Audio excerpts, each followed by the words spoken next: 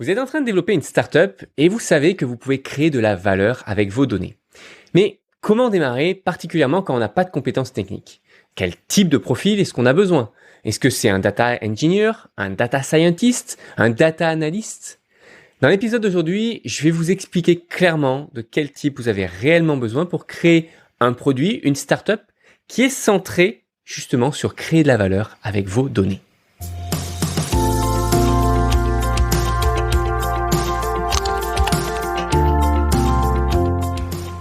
Bienvenue, vous êtes fondateur et vous n'avez pas de compétences techniques, pas de panique. Avec le Startup Snack, on vous donne toutes les clés pour piloter votre startup sereinement.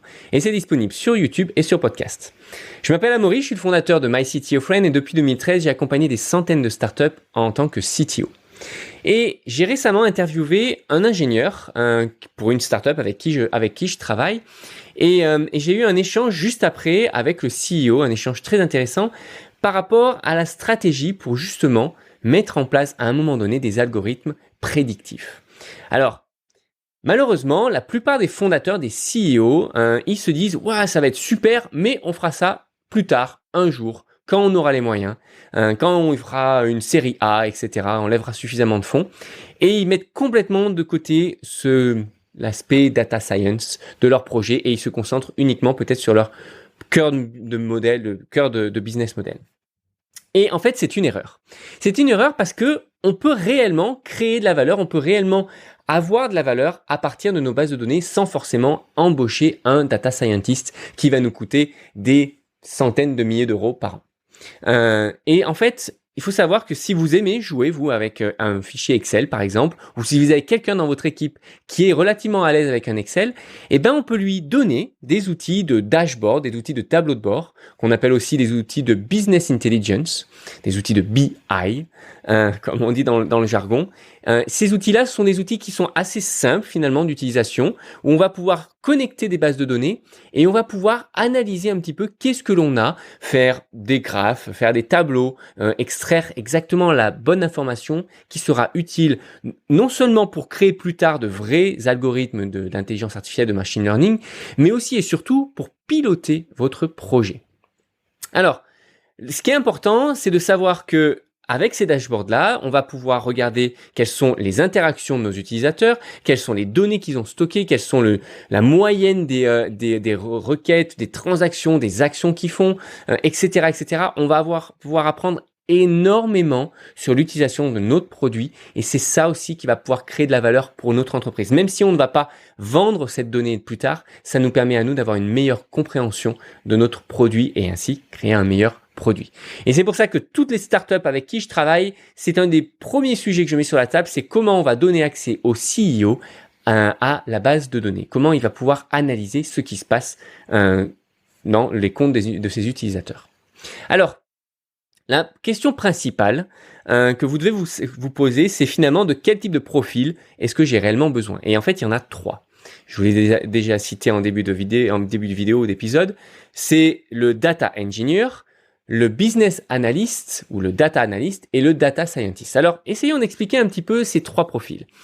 Le premier, le data engineer, c'est celui qui va gérer les bases de données, l'infrastructure, qui va stocker ça sur le cloud, il va gérer une infrastructure potentiellement même big data si jamais vous êtes vraiment dans une organisation avec beaucoup de données et qui va s'assurer qu'elles sont stockées et organisées relativement correctement. Ce n'est pas quelqu'un qui va pouvoir faire plus que ça généralement. Ensuite, nous allons avoir le profil de business analyst, data analyst. Alors, le business analyst, data analyst, c'est quelqu'un qui va être très orienté métier, mais en même temps, il va parler plusieurs langues puisqu'il va parler business, marketing, et il va aussi comprendre et utiliser les outils de business intelligence, les outils de dashboard, de tableau de bord. Et il va pouvoir, grâce à ces outils-là, nettoyer la data, la structurer, la présenter, faire de beaux tableaux, de beaux graphiques, et ainsi avoir de vraies discussions pertinente avec vous sur la stratégie de votre entreprise, sur les données qui sont utiles pour vous et les données que vous pourriez potentiellement mettre à disposition auprès de vos utilisateurs.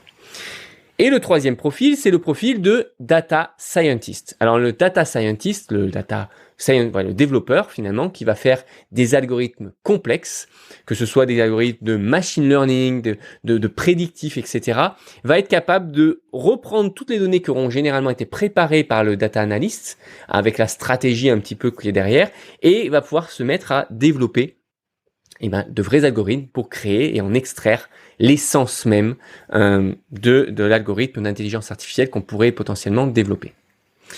Le problème, c'est que les jeunes startups, elles n'ont pas les moyens d'embaucher ces trois profils-là, du moins la plupart du temps. Et d'ailleurs, ça serait pas logique de commencer en embauchant directement les trois personnes. Il va falloir donc suivre deux scénarios en fonction du type de startup que vous avez. Si vous êtes une startup qui n'est pas centrée sur la donnée, dont le business model ne repose pas sur la donnée, dans ce cas-là, on va pouvoir faire un premier pas quand même. Et le meilleur moyen de démarrer, c'est juste de challenger votre développeur back-end, le développeur qui s'occupe de la partie serveur, de le challenger de connecter un outil de business intelligence, un outil de dashboard, tableau de bord, sur votre base de données et ainsi d'essayer de commencer à créer quelques tableaux, quelques graphiques.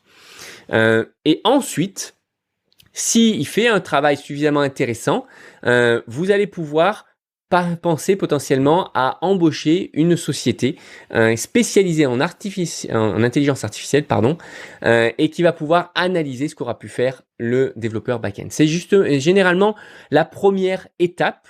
D'abord pour identifier qu'est-ce qui est utile pour votre business, pour vous donner aussi un tableau de bord pour piloter votre entreprise et piloter votre produit, le développement de votre produit, comment est-ce qu'il est utilisé par vos utilisateurs, etc., sans forcément avoir à embaucher un data analyst ou même un data engineer expressément pour ça. Les outils de tableau de bord ou de BI sont maintenant relativement bien pensés et relativement faciles d'accès pour quelqu'un qui est un tout petit peu technique ou quelqu'un qui aime bien analyser la donnée, qui est bon en fichier Excel par exemple, et on va pouvoir facilement monter en compétence sur ce type d'outil-là. C'est la stratégie pour n'importe quelle startup qui n'a pas un business model qui repose sur la donnée.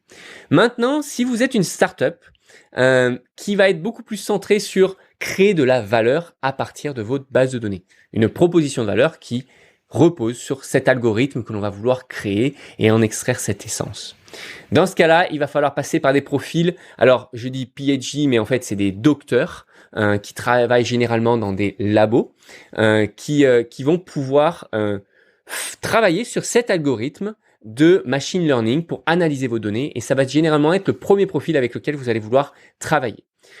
Le challenge, ça va être de faire comprendre au labo et à ce profil-là vos challenges métiers et donc d'avoir aussi un rôle de data analyst et leur demander de vous mettre à disposition, une fois encore, les outils de business intelligence et les outils de tableau de bord pour vous permettre à vous de comprendre vos données et ainsi de leur donner tous les éléments.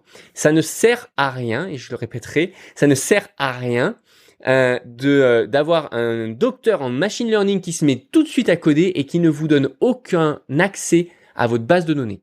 Il va être dans son coin, il va développer quelque chose qui sera inutile parce qu'il n'aura pas été connecté au métier. Le métier de data analyst, de business analyst, c'est vraiment un vrai métier à part entière et c'est le métier que vous allez pouvoir faire à deux, vous en tant que fondateur de startup et avec le data scientist, il faut qu'il fasse un pas vers vous, comme vous allez faire un pas vers lui en utilisant et en apprenant à consulter, à utiliser et voir ce qu'il est possible de faire avec tous ces outils de dashboard.